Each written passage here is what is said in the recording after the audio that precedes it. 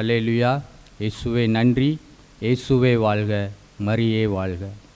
அன்பார்ந்த பவளம் சமூக ஊடகத்தின் நேயர்களே, தூய இன்னாசியார் ஜெப ஐக்கியத்தின் சார்பாக உங்களை அன்போடு வாழ்த்துகிறோம். இந்த வேளையிலே நம்மளுடைய கடவுளை போற்றி ஆராதிப்போம். அந்த நல்ல ஆண்டவர் நமக்கு அவர் விடுதலை தருகிறவராக இருக்கிறார். அந்த தகப்பனை நோக்கி இந்த வேளையிலே பார்ப்போமா? கடவுள் இறைவாக்கினரிடம் ஒரு வார்த்தையை சொல்லி அனுப்புகிறார். உலர்ந்த எலும்புகளுக்கு என்னுடைய வார்த்தையை அருவி அது உயிர் பெற்று எழும் என்று சொல்லுகிறார். கடவுளுடைய வார்த்தைக்கு அவ்வளவு ஆற்றல் உள்ளது. அந்த வார்த்தை நம்மளிடமும் வரும்போது நாமும் அநேக காரியங்களிலே உயிர் பெறுகிறோம். இந்த வேளையிலே நாம் கடவுளை ஆராதிப்போமா? நன்றி நன்றி நன்றி நன்றி ஆண்டவரே. இயேசுவே நன்றி அப்பா, நன்றி தகப்பனே, நன்றி ஐயா. ஜீசஸ், இயேசுவே ஸ்தோத்திரம். பரிசுத்த ஆவியானவரே எங்கள் மீது நீர் அசைவாடுவீராகப்பா. இந்த வேளையில் அசைவாடுங்கப்பா. உங்கள் கரத்தில் ஒப்பு கொடுக்குறோம் ஆவியானவரே, எங்கள் மீது அசைவாடுங்கப்பா. நன்றி அப்பா, நன்றி ஆவியானவரே. உலர்ந்த எலும்புகள் உயிர் பெற்று எழ வேண்டும், ஒன்று சேர்ந்து முழு மனிதனாக வேண்டும். உலர்ந்த எலும்புகள் உயிர் பெற்று எழ வேண்டும், ஒன்று சேர்ந்து முழு மனிதனாக வேண்டும். ஐயா அசைவாடும் அசைவாடும் ஆவியான தேவா, இப்போ அசைவாடும் எங்கள் மீது அசைவாடும் ஆவியானவரே. இந்த வேளையிலே நீர் எங்கள் மீது அசைவாடுங்கப்பா. உலர்ந்து போய் கிடக்கிற எல்லா காரியங்களையும் நீர் அசைவாடுங்க. எலும்புகள் உயிர் பெற்று எழ வேண்டும், ஒன்று சேர்ந்து முழு மனிதனாக வேண்டும். நரம்புகள் உருவாகட்டும், சிந்தை உண்டாகட்டும். நரம்புகள் உருவாகட்டும், சிந்தை உண்டாகட்டும். ஐயா அசைவாடும் அசைவாடும் ஆவியான தேவா, இப்போ அசைவாடும் அசைவாடும் ஆவியான தேவா. உலர்ந்த எலும்புகள் உயிர் பெற்று எழ வேண்டும், ஒன்று சேர்ந்து முழு மனிதனாக வேண்டும். உலர்ந்த எலும்புகள் உயிர் பெற்று எழ வேண்டும், ஒன்று சேர்ந்து முழு மனிதனாக மாற வேண்டும். தோளினால் மூடனுமே, பரிசுத்தமாகணுமே. தோளினால் மூடனுமே. ஆமெனப்பா. எங்களை இந்த வேளையில மூடிக்கொள்வீராகப்பா. நாங்கள் பரிசுத்தமாகணும் ஆவியானவரே. ஐயா அசைவாடும் அசைவாடும் ஆவியான தேவா, இப்போ அசைவாடும் அசைவாடும் ஆவியான தேவா, இப்போ அசைவாடும் அசைவாடும் ஆவியான தேவா, இப்போ அசைவாடும் அசைவாடும் ஆவியான தேவா. ஆமென். பரிசுத்த ஆவியானவரே, நீர் எங்கள் மீது அசைவாடுவீராகப்பா. எங்கள் மீது அசைவாடுங்கப்பா. நாங்கள் காலூன்றி நிற்கணும் ஆண்டவரே. இயேசுவோடு நடக்க எங்கள் மீது அசைவாடுங்க ஆவியானவரே. எங்களுக்குள்ளே இருக்கிற பலவீனங்கள், குற்றங்கள் எல்லாம் ஐயா அப்பா நீர் அசைவாடும் போது அது எங்களை விட்டு நீங்குகிறது ஆவியானவரே. எங்கள் மீது அசைவாடுங்கப்பா. அன்று உலர்ந்த எலும்புகள் மீது நீங்கள் அசைவாடினீங்கப்பா, அது உயிர் பெற்று எழுந்தது ஆவியானவரே. இந்த வேளையிலே அப்பா அநேக காரியங்கள் அப்பா எங்களுக்குள்ளே மடிந்து போய் கிடக்கிறது ஆண்டவரே. தகப்பனே நீர் எங்களுக்குள்ளே வந்தால் அவை எல்லாம் உயிர் பெற்று வெல்லும் ஆண்டவரே. நாங்கள் தகப்பனே எங்களுடைய குற்றத்தாலும் எங்களுடைய பாவங்களினாலும் நாங்கள் இறந்தவர்களாக இருக்கிறோம் ஐயா. பரிசுத்த ஆவியானவரே உம்முடைய பேரன்பு அப்பா, கடவுளுடைய அன்பு எங்களுக்குள்ளே வரும்போது நாங்கள் உயிர் பெற்றவர்களாக மாறுகிறோம் ஆண்டவரே. இந்த வேளையில் அப்பா உங்கள் கரத்தில் ஒப்பு கொடுக்கிறோம் ஆண்டவரே. எங்களுடைய பாவங்கள் எல்லாம் மன்னித்தவரே ஒப்பு கொடுக்கிறோம் ஆண்டவரே. நாங்கள் வாழ்வு பெறும் பொருட்டு எங்களுக்காக வந்தவரே உம்மை துதிக்கிறோம் ஆண்டவரே. நன்றி நன்றி நன்றி தகப்பனே. நன்றியோடு உம்மை துதிக்கிறோம் ஐயா. ஜீசஸ். ஆமென் ஆண்டவரே. எங்களுடைய பாவங்கள் எல்லாம் நீர் மன்னித்தீர் ஆண்டவரே. அதை ஆழ்கடலிலே எரிந்து விட்டீர் ஆண்டவரே. தகப்பனே இந்த வேளையிலே நன்றி செலுத்துகிறோம் ஐயா. நன்றியோடு உம்மை துதிக்கிறோம் தகப்பனே. நன்றி இயேசு ஆண்டவரே. என் பாவங்கள் என் இயேசு மன்னித்து விட்டார். தன் மகனாய் என் இயேசு ஏற்றுக்கொண்டார். என் பாவங்கள் என் இயேசு மன்னித்து. ஆமென். நீங்க மன்னித்ததனால நாங்க உங்களுடைய பிள்ளையாக மாறிட்டோம் ஐயா. என் இயேசு ஏற்றுக்கொண்டார். இனி நான் பாவி அல்ல, பரிசுத்தமாகிவிட்டேன். இனி நான் பாவி. ஆமென் ஆண்டவரே. நான் இனி பாவி இல்லப்பா, உங்களுடைய பிள்ளை ஆண்டவரே. ஆமென். நேசரின் பின் செல்லுவே, நான் திரும்பி பார்க்க மாட்டேன். நேசரின் பின் செல்லுவே, பின்பாக நாம கையை பிடிச்சிட்டு வருவோம். திரும்பி நான் இனிமேல பாவ வாழ்க்கையை திரும்பி பார்க்க மாட்டேன் ஆண்டவரே. என் பாவங்கள் என் இயேசு மன்னித்து விட்டார். தன் மகனாய் என் இயேசு ஏற்றுக்கொண்டார். கிறிஸ்துவுக்குள் வாழ்கின்றே, மறுபடி பிறந்து விட்டே. கிறிஸ்துவுக்குள் வாழ்கின்றேன். நான் இயேசுவுக்குள்ள வாழ்கிறேன்ப்பா. மறுபடி வாழ்கிற ஒரு அனுபவத்தை நான் பெற்றுக்கொண்டேன் ஆண்டவரே. பழையன கடந்தனவே, நான் புதிய படைப்பானேன். பழையன கடந்தனவே, இருந்த பழைய வாழ்வு எல்லாம் கலந்து புதிய படைப்பாக மாறிவிட்டேன் ஐயா. என் பாவங்களை என் இயேசு மன்னித்தார். பாவங்கள் என் இயேசு மன்னித்து விட்டார். தன் மகனாய் என் இயேசு ஏற்றுக்கொண்டார். என் பாவங்கள் என் இயேசு மன்னித்து விட்டார்.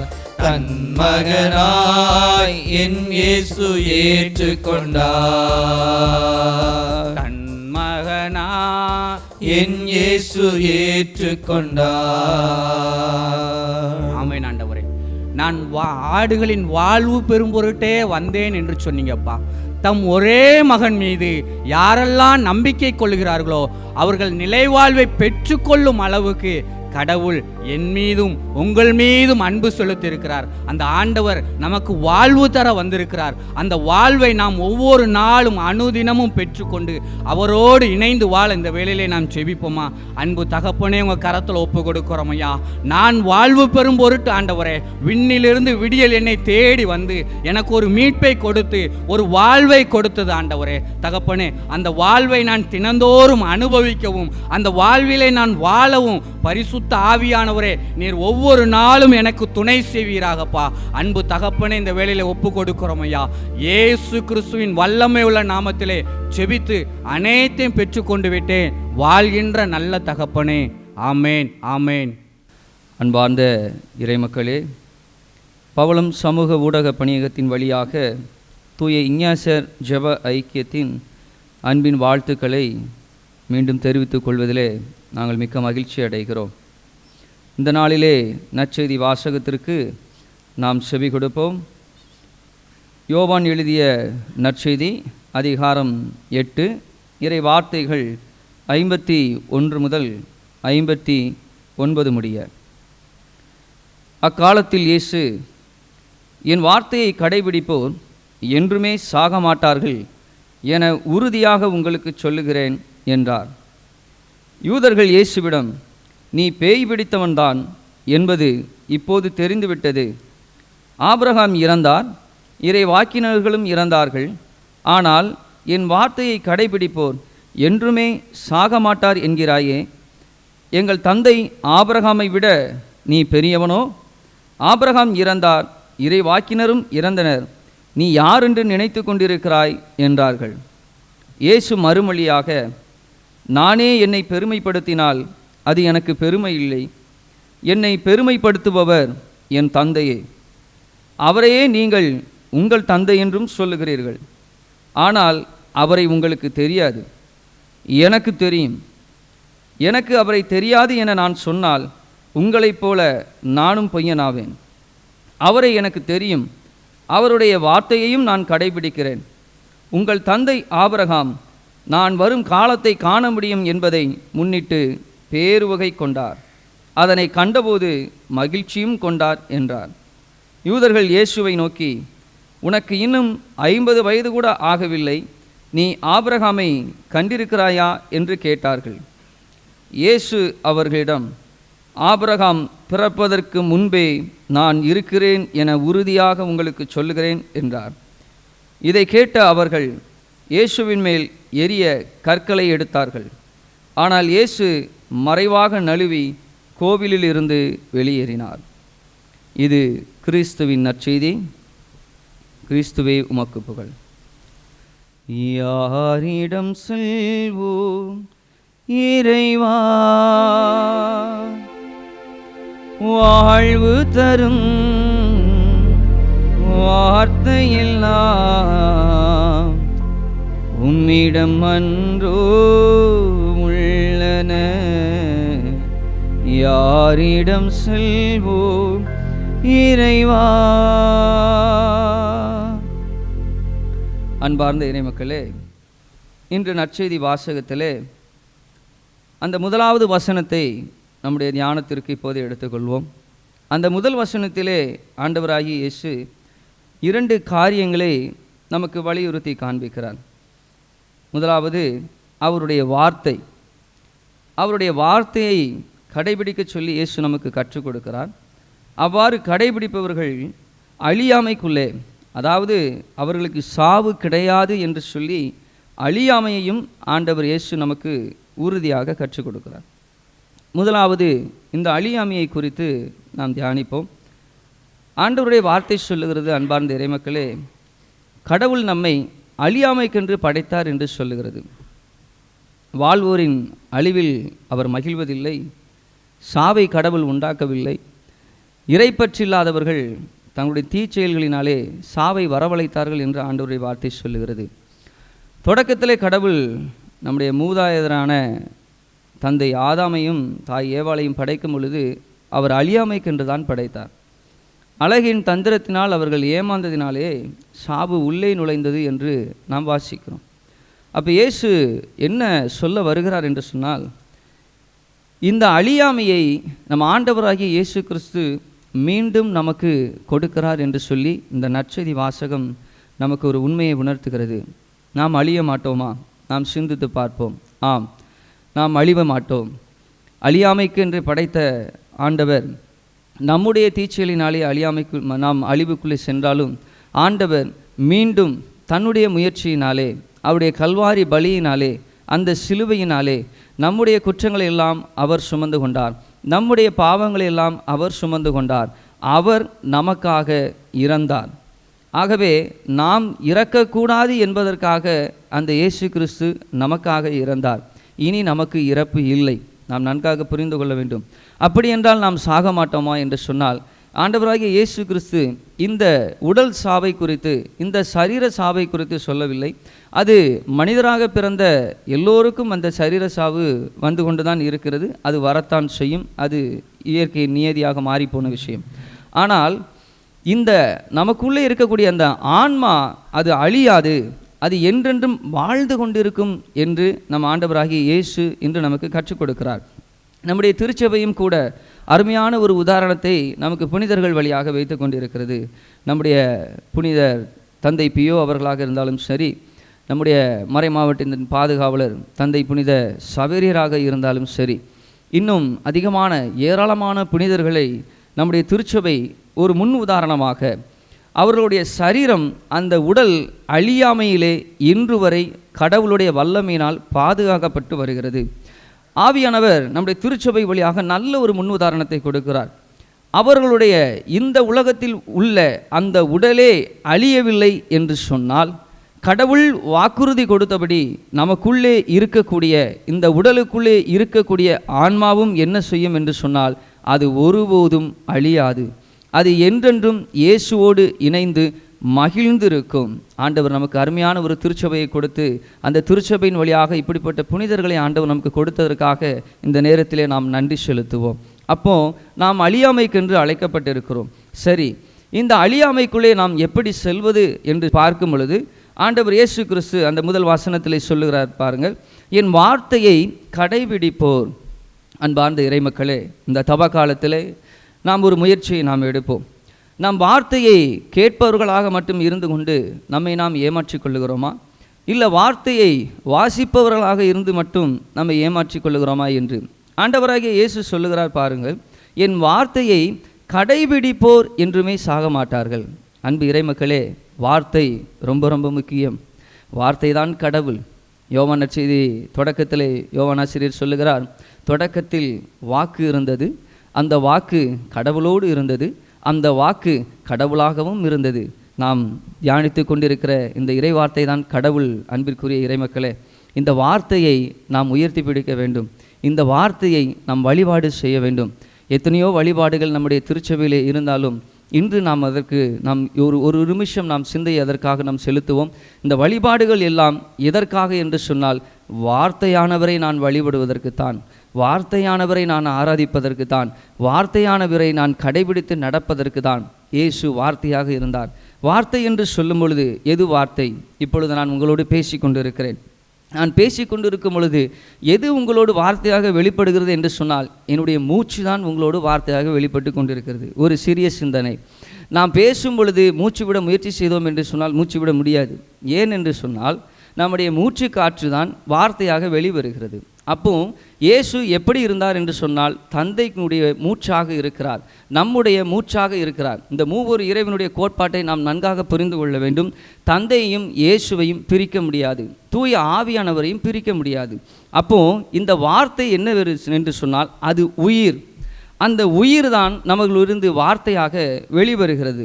அப்போ இந்த வார்த்தையை நாம் கடைபிடிக்க வேண்டும், இந்த வார்த்தையை நாம் உயர்த்த வேண்டும், இந்த வார்த்தையை நாம் ஆராதிக்க வேண்டும்.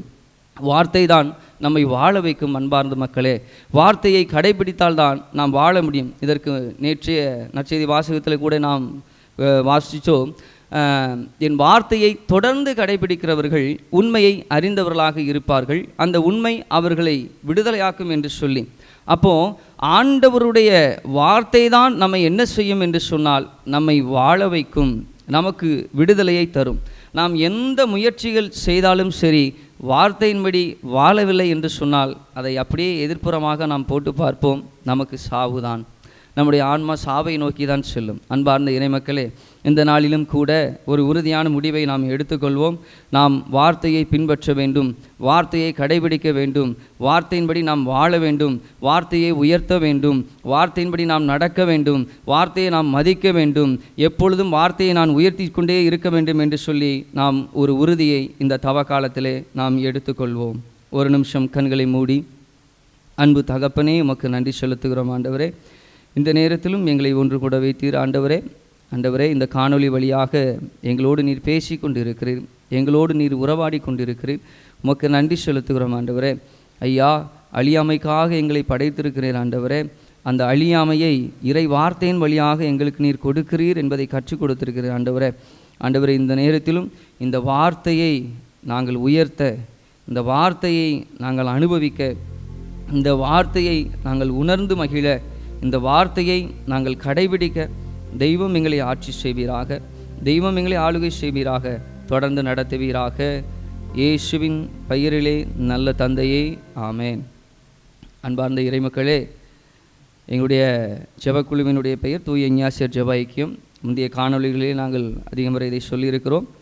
எங்களுடைய ஜெபக்குழுவானது தூய இஞ்ஞாசியார் ஆலயத்திற்கு எதிர்ப்புறமாக இஞ்ஞாசியார்புரத்திலே செயல்பட்டு கொண்டிருக்கிறது.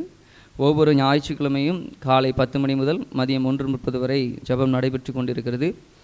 மக்கள், இறைமக்கள் ஆர்வத்துடன் கலந்து கொள்ளும்படி உங்களுக்கு அன்போடு நாங்கள் அழைப்பு கொடுக்கிறோம். ஜெபம் முடிந்தவுடன் அன்பின் விருந்து இருக்கும். ஆர்வத்தோடு நீங்கள் கலந்து கொள்ளும்படி அன்போடு நாங்கள் கேட்டுக்கொள்கிறோம். மற்ற நாட்களிலே ஆதி திருச்சபையைப் போல வீடுகள் சந்திப்பிலே நாங்கள் ஜெபம் நடைபெற்று கொண்டிருக்கிறோம். அதிலும் நீங்கள் ஆர்வத்தோடு கலந்து கொள்ளும்படி அன்போடு கேட்டுக்கொள்கிறோம். நன்றி, வணக்கம்.